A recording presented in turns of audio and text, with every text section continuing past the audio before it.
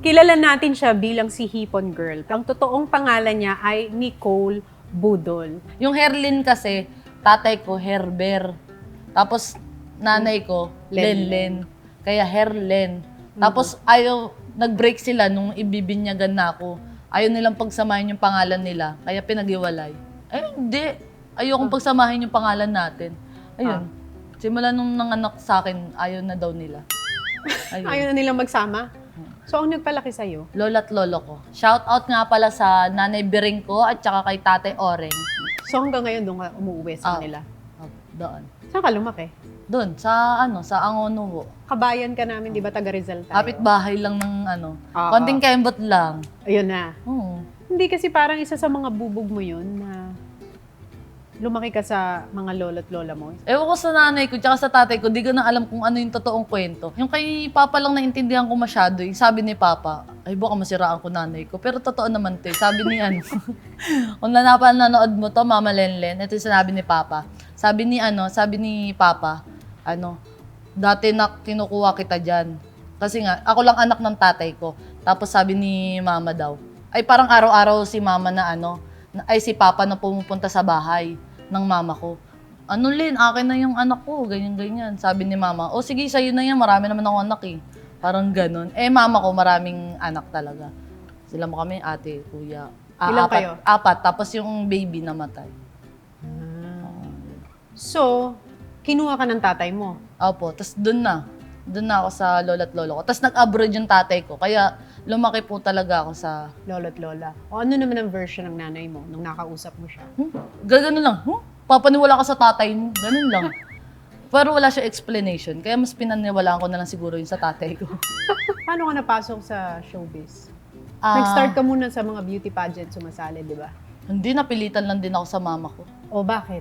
Kasi yung ate ko, title holder ng Moson, Oo. tsaka ng Angono. Title holder. Parang sabi ni mama, ay, gayahin mo ate mo, maraming ginagawa sa buhay. Dapat ikaw din. Ako talaga dati, bobita, hindi masyadong Bakit ka naman bubita? Bakit naman yun ang tawag mo sa sarili mo? Hindi ako makakaintindi masyadong maayos. Parang, Ano bang grade mo sa school nun? Anong average mo? pwede sa akin 75. Pasangawa. Oo, kasi minsan bumababa pa Nahirapan na ako sa sarili ko. Pag 80 na yun, perfect na ako sa sarili ko. Ay, may 80 ako. Tigilan niyo ako, parang gano'n. Tapos sabi ni mama, sumali ka dyan, malaki dyan. Sa lang ako, sa binibining nag-title holder ako nun. Oh, galing. Hindi naman, sining lang. Ilang Pero may taon ka? crown. 17. Kaya kasi nasali sa beauty pageant kasi ang tangkad niya. Anong height mo? 5'9". Tsaka maganda yung katawan ko dati. Mas Hanggang ngayon. Ay, busog na ako nito. Oo, Dati, talagang- parang talaga akong addict sa amin. Slim na slim. Oh, may ganun talaga. So lahat kayo magkakapatid sexy, lahat kayo matatangkad. Mama ko, Ano ba height ng nanay mo? 5'8". Kaya Tapos tatay ko, 5'7". Tapos yung nanay ko, laki boobs, laki puwit. Wala akong napunta, tangkad lang ho sa akin. Tapos ayun, pinasali-sali niya na ako. Isang beses lang ako sumali. Ang tanong sa akin, tanongin mo ako anong Okay. tanong. Ang tinanong sa'yo sa beauty pageant contest na pinalanunan mo ay Kung ikaw ang sagot sa isang makabuluhang tanungan, anong tanong ito at bakit? Never ko makakalimutan yun. ano ang sinagot mo? Kung ako man po ay magiging sagot sa isang makabulong katanungan, ang tanong na ito, sino ang karapat-dapat na manalo sa gabing ito? Di syempre ako. Sino sinagot mo? Oo. Kaya ka nanalo. Feeling lang. Feeling confidence lang ako nun. Oh, so nung nanalo ka dun sa beauty contest na yun, naisip mo na ba na ito ang gusto kong gawin sa buhay ko? Magiging beauty queen ako. Ay, hindi. Oh, anong naisip? Well, dun nga ako nabully. Bakit? Marami ang nakaaway na bakla. Bakit? Kasi nga bakit ako nanalo? Bukla to, ba't ka nanalo? Hindi ka naman kaganda. Doon nag-start yung hipon. Kasi mas natalbugan ko yung mga magaganda. Ay, akin, tangkad lang, tsaka katawanan. So nung tinatawag ka nilang hipon, na-hurt ka? Noong una. Pero kaya ko naman... Na-offend ka ba? Noong una. Pero nung nare-realize ka, ay, medyo nga. Then ko naman, okay. So paano ka napasok sa showbiz? Ang sumali, ay, eto pa, may kwento pa kadawit pa rin yung ate ko yun. Oh, go. Sumali ng Will Time Big Time yung ate ko. Wawawin pa din yun, yung dating Channel 5 si Kuya Will. Oh, yes. Tas TV5 pa. Aho, sumali si ate ko doon. Shoutout sa ate ko, Jessie Timbol. Ang lakas Pa na niya. yung shoutout natin dito. Kaya nga eh. Shoutout kay Mami Penti. Ayan, shoutout din. Okay. Sabi ni mama, manalo, 10,000 malinis. Kaliwaan. Talaga? Yun. Oo. Okay. Consolation. Consolation. Oo, yun. Consolation. Ano? Yun. Kasi hindi ka uuwing luan. Ayun, okay. Talaga, sabi ng mama ko, wala pa man din. Ay, meron akong pera ng 1,000 audition. Punta kami doon. Tapos, ay, yung mga kasama ko, ang gaganda. Anong mga anak, parang hap-hap, yung ganun. Half. Oo. Yung pala, kailangan sa Wheel of Fortune, panabla. Kaya hindi pwedeng ganda lang. Oy, lumaban yung kapal ng pesko. Panabla, boring kapag puro magaganda. Kaya thank you Lord, naging pangit ako hindi masyadong pangit. Middle. Doon ko na-realize na panabla ko kasi ibang gaganda ng mga kasamahan ko. Tapos ako napili. Ay, paglabas ko nung room. Sorry Sorry, parang ganun ako. Tapos talaga gaganda. Tapos yung naging yung parang backup. Kasi ibang ganda ng backup. Ay, ako yung sinama. Ay, kilala mo sino ka. Pero naging tropa ko naman siya. Oo, katropa mo na siya. Tapos ayun, parang, yun, wala pa man din, nakapasok sa audition, tuwan-tuwa, ayan. Okay. Tapos pa man din, wala pang laro, sabi ni mama, 50-50, 5,000 sa'yo, 5,000 sa akin, uwi kami. Pagbalik namin, ayun, bokya kami, natalo naman. Interviewhan yun, di ba? Interview lang si Kuya Will. Ako, nakornian ako sa mga sinabi ko nun, pero marami namang natawa. Natawa naman si Kuya Will, pero yung mga tao daw yung dahilan kung ba't ako napasok sa Wawawin. After mo ng guesting, di ba umuwi kang luhaan? Pinabalik po ako mga 2 days. Bakit After. daw? Kasi 35 million views yung ko. Tapos talaga? nare-request ng mga tao. Kaya dahil sa mga tao talaga. So, nagulit ka ba nun na 35 million views? Oo.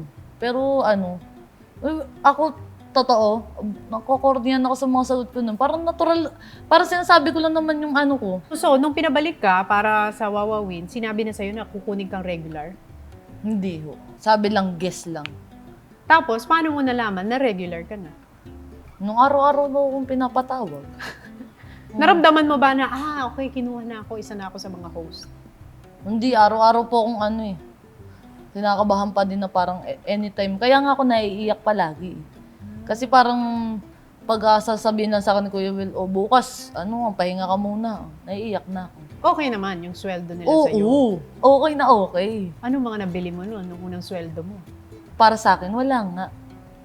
Anong ginawa mo dun sa unang sweldo mo? Iniipon ko lang. Buti nga nag-ipon ako dahil kung hindi, patay na kami mga pamilya ko dahil sa pandemic na to.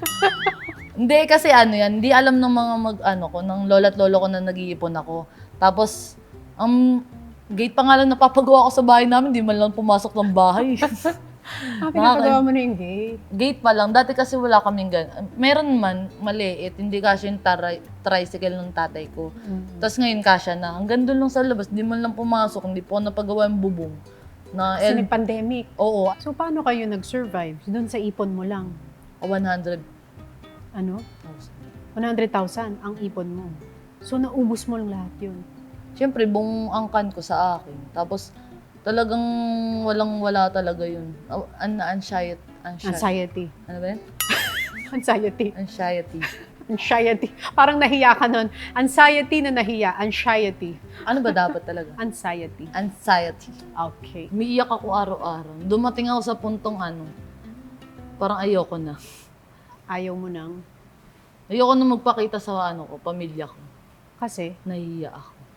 Dahil? Feeling mo wala ka nang maibigay sa kanila? Back to zero kami. Wala na talaga. Kahit hanggang ngayon, wala na ulit akong pinagkukunan ng pera talaga. Kasi sa akin na tumaas din talaga yung pamilya ko. Dati pagkain lang ngayon, pati kuryente sa akin. Ilang pamilya yung sinusuportahan mo? Hindi naman yung mama ko, minsanan lang ako magbigay doon. Sa lolo at lolo ko po, yung mga gamot nila. Walang vitamins ngayon lolo ko tsaka lola ko Mahal kasi. nagbablog-vlog ako, hindi pa naman ako sumasahod hanggang ngayon. Sa vlog mo? Oo, hindi ko alam paano ako sasahod.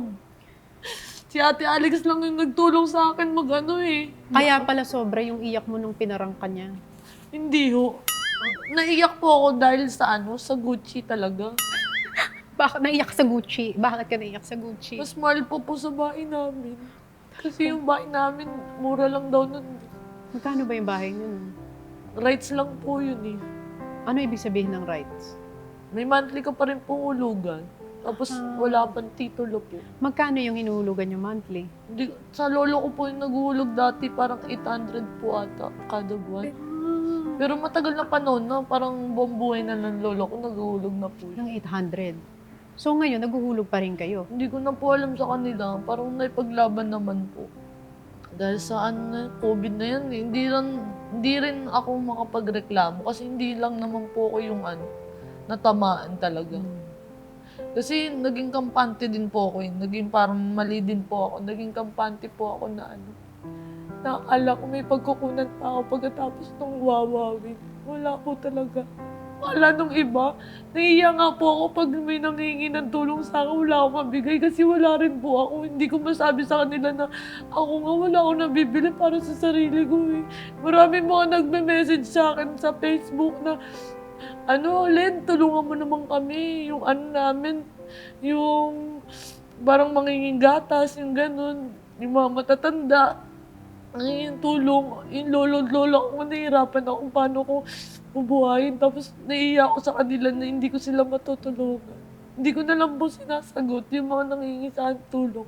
Kasi wala po nakakaalam kung kala po nila masayahin lang ako. Pero hindi po ako masayahin talaga. Lagi po umiiyak pag nakakapos po talaga kami.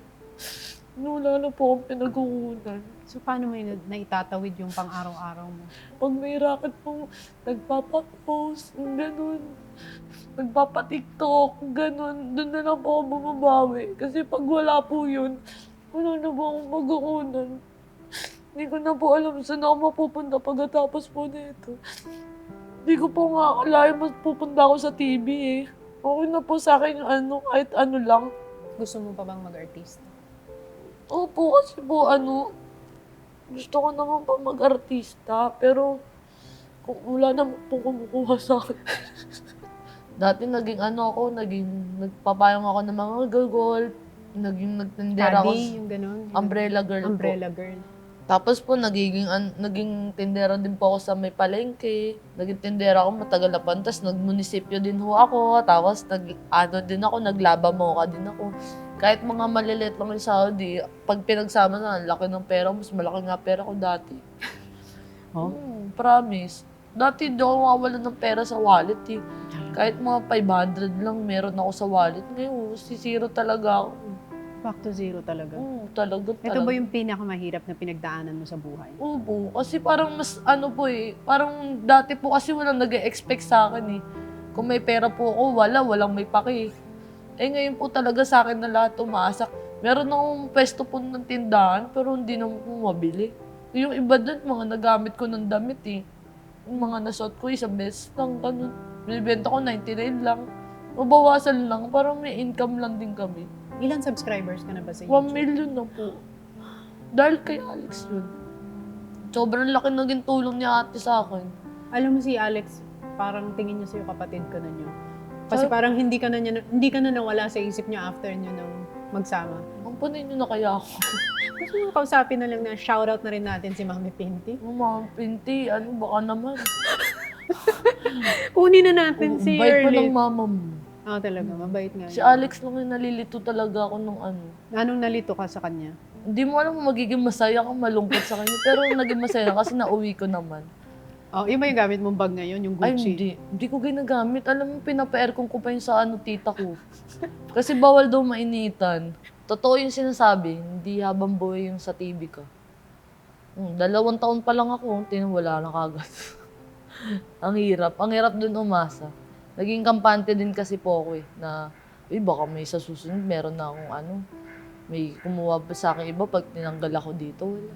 Zero, totally. Nung nagbi-business na rin nga ako, yun sa tindahan ko nga.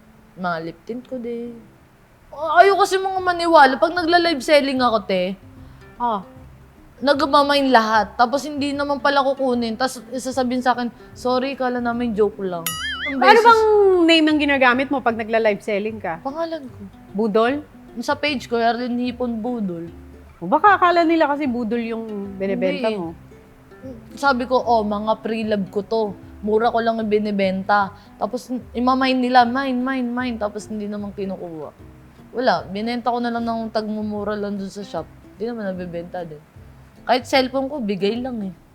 Mga ano, Sino nagbigay ng cellphone? yung mga ano lang, fans.